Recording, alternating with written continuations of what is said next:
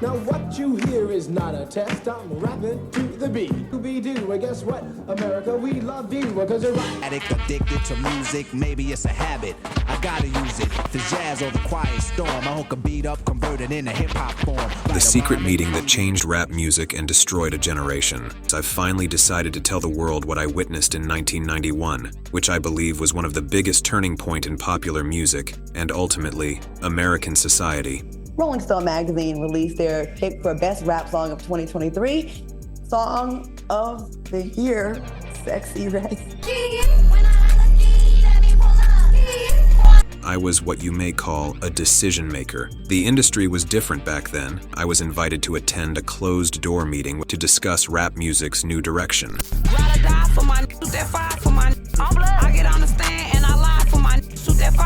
I think it's insulting to us as a culture and as a people. There's a short shelf life on this. Yeah, they said, did I sell my soul? Should I just tell them the truth? Are you in love now, Sexyy Red? Yeah, with the money. Demonstrate your gift, not your breast. Demonstrate your gift, not what is between your legs. The American people have an appetite like a swine, and you are feeding the swine with the filth of degenerate culture. We gotta stop it. Greetings, your polite savages, and welcome to another Tip Talk. I woke up this morning and I realized that Sexyy Red, the struggle dusty rapper of them all, has won Rolling Stone Song of the Year. Not J. Cole, not anything from Killer Mike's Michael album. Nope. Stop. What are you thinking? Not anything that Nas put out. No real lyricism, no real message. Nope. Sexyy Red, SkeeYee. Miss Booty Hole Brown herself looking for a new baby daddy. This is such an embarrassment that even an Atlanta Black Star accused Rolling Stones of making a mockery of black music by electing this person and this song for the Song of the Year. But one is a simple fact is that when you're a puppet on the string, which we all know Sexyy Red is, it's hard to cut them strings. Got to keep them puppet masters happy. And when you do that, sometimes they reward you a little. SkeeYee, society has just gravitated so hard to this and propelled this type of ratchetry and ignorance. In a year's time, she's Rolling Stone #1 for this. Nobody else's community gets degraded the way ours does, and it gets praised. Hip-hop has the most powerful influence on American culture and even world culture. So it makes sense why Sexyy Red is used by the insidious media powers that be to push a narrative and reinforce negative stereotypes of her community. Even saying all this, Sexyy Red is also the collective unconscious symbol of female sensual empowerment by society. Renowned psychologist Carl Jung described the collective unconscious as common to all human beings and is responsible for a number of deep-seated beliefs and instincts, such as spirituality, sexual behavior, and life and death instincts. Sexyy Red is the manifestation in the archetype of female empowerment and liberation you see on social media, used as a scapegoat and a cover for non-black women to be more sexually empowered, emboldened, and liberated than ever before. Programmed by the music to do raunchy things themselves, bringing more chaos to society and dismantle the nuclear family unit. Does being promiscuous affect a person's ability to have a long-term relationship? No. Exactly. I think being promiscuous is fine, but obviously knowing the line is the most important thing. Men don't have a say in women's sex life. Do you think the sexual empowerment of women in any way contributes to their own objectification? No. Does the fact that and only ifs exist prove that women are okay being objectified as long as they're getting paid? No. It means that we can use our body the way that we want to without men's control. Do you consider work to be real work? Yes. Yes. And if you don't, you suck. Why are women more accepting of women who can sell but are less likely to accept a man who can buy it? Because it's empowering to be able to do what you want with your body when you want to be able to do it. But isn't that like shaming your own customers? No. Well, how can you be a victim of your own product? Because it's my body. My body, my choice. My body, my choice. Social media enables and amplifies this behavior as a gigantic echo chamber of reverberating toxic influence. What used to be exclusive to spicy adult entertainment is now the norm on the internet. Sexyy Red is really just a reflection of the culture. And I'm not talking about the culture only pertaining to African American women, but she represents the emerging collective unconscious of women in Western society that wants to do what Sexyy Red does on the DL.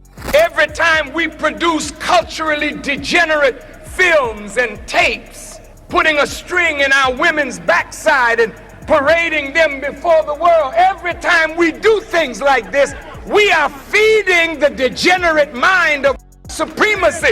And I want us to stop feeding that mind and let that mind die a natural death.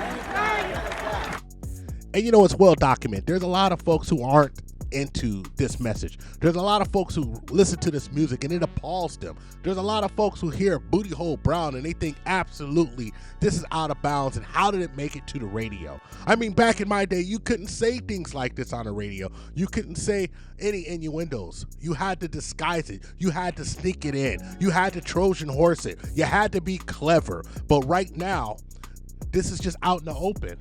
So, you know, we have comments like this. Just a damn shame how this trash continues to influence our young society. But what we really need to recognize is that what this comment is saying. The biggest problem is the community is supporting this. Because it's the community that's supporting it. If we don't support it, they're not going to do it. I mean, we have to understand that even if there's a grand conspiracy, nobody executes grand conspiracies for free. At the bottom of every conspiracy, you follow the money. Follow the money and see who's making the money. Cut off the money, it goes away. If we show them that the only way that they can make money is more positive MCs, then more positive MCs will be out there. If we show them that the only way that we're going to make any money is to be positive stories will be out there. You have to understand that in this capitalistic society, like the good brother David Banner said, they only really respond to fear and finances, and mostly it's the fear of losing finances. And if they have the fear of losing finances, this will be over. And this is why we can never let up on this. This is why every 2 months, every 2 weeks, every 2 days if necessary, we will make another video about this issue. Because at one point, somebody has to kick in somebody's back, put a little fear of finances in them, and let them know that we're not having it anymore. Yes, they got me in this I don't know. I can't get out of it. I'm getting too much money. People who are in charge of the world are aware of how things go. So they empower skanches who ain't never done nothing, ain't but destroyed her family. They empower a skanch to have the money in the hood. That's where Lotto and Cardi B's Put It on the Floor at number 2, and number 3 went to Ice Spice with Deli. Welcome to the new norm, ladies and gentlemen, the age of unfettered sexual commodification of media, where women sell and supply digital flesh and hypersexuality to men who are willing addicts to it. But women's fatal flaw is being addicted to the money, believing it will level the playing field with attracting the men of their dreams to them. Money is the ultimate drug, as it gets you more status, more assets, more access, and more property, more power. But ladies, not the kind of man you want. The good, prim, and proper women are gaining more leverage at an unprecedented rate from fair and unfair double standard advantages. Ladies should have opportunities to make money from legitimate paths, but now money-making opportunities on the internet are helping to fast-track the average ordinary opportunistic strumpets and trollops, going from rags to riches, earning money off their looks and their sensuality from hapless simps. You see it on Twitch, you see it on OnlyFans, you see it on Twitter X, you see it on Instagram. It's running rampant on social media. You see it wherever you go. And so, ladies, we gotta admit, you are getting more leverage against the average man in the dating market, the workplace, and society today. Does the fact that female networks exist prove that women are okay being objectified as long as they're getting paid? Yes. Yeah. Do you consider work to be real work? Yeah, for stars. And only because they get that dough. They're millionaires off only man. Sexyy Red is a new norm and the reflection where female sensual liberation and empowerment is heading and evolving into. Sexyy Red may be criticized by women for her antics, but I believe in secret, you ladies cheer Sexyy Red on to be the shield and cloak for your potentially shameful misbehavior and conduct, unbecoming of a potential wife. Tell me I'm wrong, ladies, if you disagree with me in the comments section. This is all filled with nudity across the board. Human nudity, fox nudity, alien nudity. So that's the meta, just her nose chops and just her boobs, and that's it. Yeah, that's the next level of this. Brows, just chatting. Oh, you get it like, oh, you like that? 1, 2, 3, 4, 5. This is considered art now. Imagine you got a kid and you walk in, right? And you see this on your TV in the living room. This is crazy. But every time I see something like this, it reminds me to an article I read years ago about a secret hip-hop meeting in 1991. And this meeting is known by a lot of industry insiders. A lot of people have attested to it. Too Short says something about it. And basically this meeting was to put a kibosh on the positive message that hip-hop was having in the 90s. I mean, if you rewind your mind back, you would have KRS-One in the late 80s. You would have Public Enemy in the late 80s. Even rappers like Ice-T, when they talk of the game-oriented street rap, at the end there was a more positive outcome and a positive message. Or at least letting you know the consequences of the actions. So what this alleged secret meeting said was that they were going to eliminate positive rap altogether, and only the negative would be pushed. Among the attendees was a small group of unfamiliar faces who stayed to themselves. He then gave the floor to a man who he briefly praised all of us for the success we had achieved in our industry. He explained that the companies we work for had invested millions into the building of privately owned prisons, and that our positions of influence in the music industry would actually impact the profitability of these investments. These prisons were built by privately owned companies who received funding from the government based on the number of inmates. He told us that since our employers had become silent investors in this prison business, it was now in their interest to make sure that these prisons remained filled. Our job would be to help make this happen by marketing music which promotes criminal behavior, rap being the music of choice. You looking for some lean, let me call mine. On a block, we'll take like they don't think. Just cause I'm down for my get up on my trap house. I've been selling cracks like the 5th grade. If it's a problem, we gon' gumball. Shots popping out the AR. I want to grind. Ain't going in, it's on with mine. Dope boys, man. Everybody catch a bullet holes. I'ma run out, put that gun on him. I considered speaking out publicly at the risk of losing my job, and I wasn't willing to risk anything happening to my family.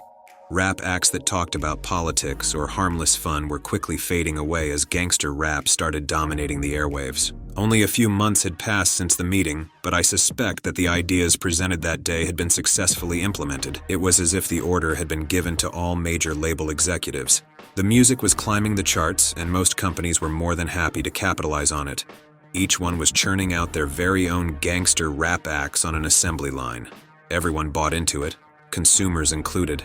I spoke to a few of my peers in the industry to get their opinions on the new trend, but was told repeatedly that it was all about supply and demand. Sadly, many of them even expressed that the music reinforced their prejudice of minorities. I see how the criminalization of rap music played a big part in promoting racial stereotypes and misguided so many impressionable young minds into adopting these glorified criminal behaviors, which often lead to incarceration. The least I can do now is to share my story, hoping that fans of rap music realize how they've been used for the past 2 decades. Now, this meeting was supposed to happen in 1991, and there's no surprise that after that meeting allegedly happened, gangster rap became the #1 idiom of rap music to be pushed. We had the rise of Tupac, Biggie, Jay-Z, fast forward more to drill rap. Fast forward now to the 304 era. It seems like if you're going to put on your 10 conspiracy hats and say that there is an agenda being pushed, it seems like indeed the agenda has been pushed all the way there, to the fact where a lot of folks say just throw the whole culture away. For this past Halloween, a lot of moms dressed their daughters up as Sexyy Red. Because you're not obligated to be anybody's role model, but do you feel a type of way about it? That's what's up, right? Because when I was little, I mean, we looked up to the older girls and stuff. Even the ones that was bad, like, they ain't no bad people. We still looked up to them. You know, they was probably talking crazy or they don't mean nothing. Is Sexyy Red doing this on purpose? Yes, to make more money. She said it herself multiple times. So who cares if it destroys the community? Who cares if it destroys the youth, causing societal disintegration and deconstruction, with the people becoming collateral damage to its ravaging effects? Money, status, power. The powers that be create and maintain a system to further divide the haves and the have-nots, the free and the imprisoned, metaphorically and literally, mentally and emotionally, physically and spiritually.